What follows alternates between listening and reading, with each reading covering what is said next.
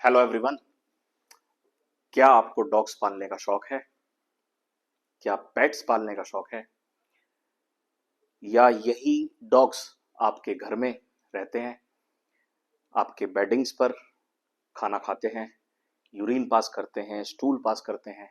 अगर ऐसा है तो आपको बहुत ही ज़्यादा सावधान होने की ज़रूरत है, सतर्क होने की ज़रूरत है, क्योंकि डॉग के एक्सपोजर से फेफड़ों पर एक भयंकर बीमारी होती है। इस बात को मैं आपको एक एग्जांपल से समझाता हूँ। हमारे पास एक 28 साल के पेशेंट जो सॉफ्टवेयर इंजीनियर हैं, वो आए। उनको 1 साल से परेशानी चल रही थी। कभी कभी खांसी होना, कभी कभी सांस फूलना। पिछले 2 महीने से उन्हें खांसी ज़्यादा बढ़ गई। थोड़ा भी चलते थे तो सांस फूलता था। ऑक्सीजन हमने चेक करी तो इट वॉज 92%, 92% ऑक्सीजन।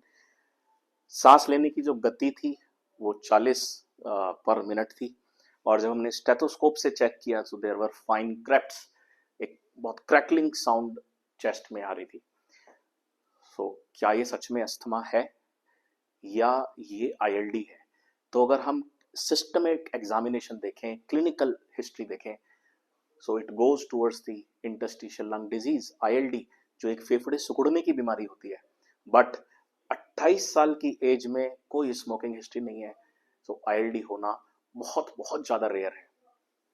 फिर हमने इस पेशेंट के कुछ रिपोर्ट्स किए कंफर्म करने के लिए कि क्या ये सच में आईएलडी है। ये पेशेंट का स्पायरोमेट्री था, पीएफटी था, जिसमें एफवीसी 35% आया, रेशो नॉर्मल थी। तो हमें सस्पिशन हुआ कि आईएलडी बिल्कुल हो सकती है। फिर हमने इस पेशेंट का डीएलसीओ किया। डीएलसीओ बेसिकली एक जांच होती है जिसमें फेफड़े की क्षमता का पता चलता है कि जितनी ऑक्सीजन हम एटमॉस्फेयर से ले रहे हैं उसका कितना परसेंटेज हमारे खून में जा रहा है। तो नॉर्मली 80% के ऊपर डीएलसीओ होना चाहिए। डीएलसीओ कम होना बहुत ही डेंजरस होता है, मॉर्टेलिटी को इंडिकेट करता है। तो ये पेशेंट का डीएलसीओ 29% आ रहा था, very very very low. 28 years में, 28 साल की उम्र में 29% डीएलसीओ आना ये कोई साधारण बात नहीं है। टोटल लंग कैपेसिटी चेक की तो इट वाज 51%, मतलब पेशेंट के जो फेफड़े सिकुड़े हुए थे they were 50%। So we came to the diagnosis कि आपका इंटरस्टिशियल लंग डिजीज के लिए हमें वर्कअप करना पड़ेगा। और जब हमने पेशेंट को वर्कअप के बारे में बताया और बाकी टेस्ट किए कि सच में अस्थमा था कि नहीं था, तो फैनो हमने किया, फैनो it was negative. Bronchial asthma, इयोसिनोफिलिक bronchial asthma में फैनो पॉजिटिव आता है मोर देन 25, बट इसमें it was negative. ILD suspicion रखते हुए हमने पेशेंट का 6 मिनट वॉक टेस्ट किया। ये एक बड़ा कॉमन टेस्ट है जो अक्सर हम पहले फेफड़े सिकुड़ने की बीमारी में किया करते थे। बट कोविड टाइम में ऑक्सीजन डीसैचुरेशन को चेक करने के लिए ये 6 मिनट वॉक टेस्ट बहुत हाईलाइट हुआ। काफी लोग अब इस टेस्ट को जानते हैं। तो इस टेस्ट से हमें क्या पता चला कि जब पेशेंट बैठा था उसकी ऑक्सीजन 93 थी, 93% ऑक्सीजन थी। बट 6 मिनट चलने पर पेशेंट की ऑक्सीजन 81 आ गई। सिग्निफिकेंट डीसैचुरेशन, मतलब 93% जो ऑलरेडी कम थी उससे भी कम होके 81% पे आ गई। तो हमने पेशेंट को बताया कि it is now almost confirm कि आपको आईएलडी है, बट उसके लिए हमें रेडियोलॉजिकल पिक्चर चाहिए थी। हमने पेशेंट का एचआरसीटी टेस्ट कराया।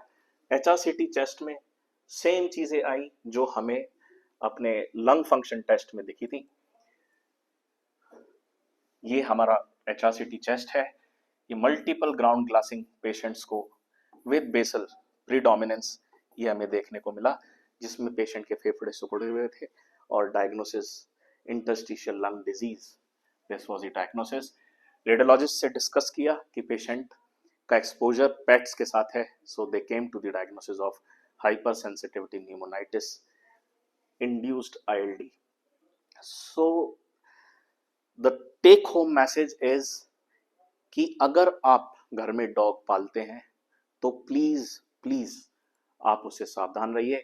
या तो डॉग का रहना बाहर रखिए, बेटर है कि उसे अवॉइड करिए।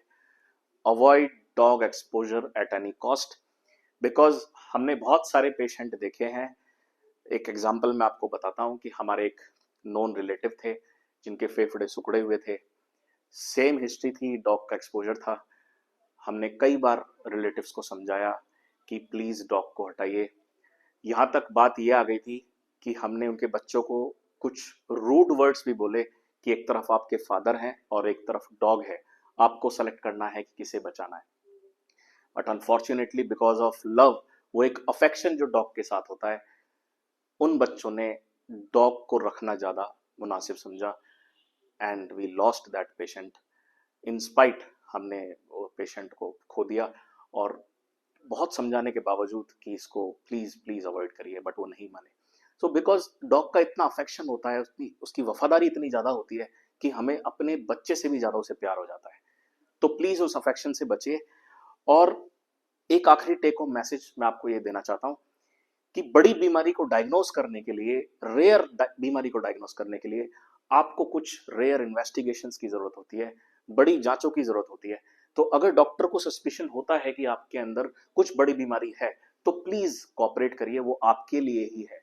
अगर आप बीमारी की जड़ तक जाएंगे तो इलाज हर चीज का संभव है। तो these are the take home messages. So please avoid dog exposure. Thank you.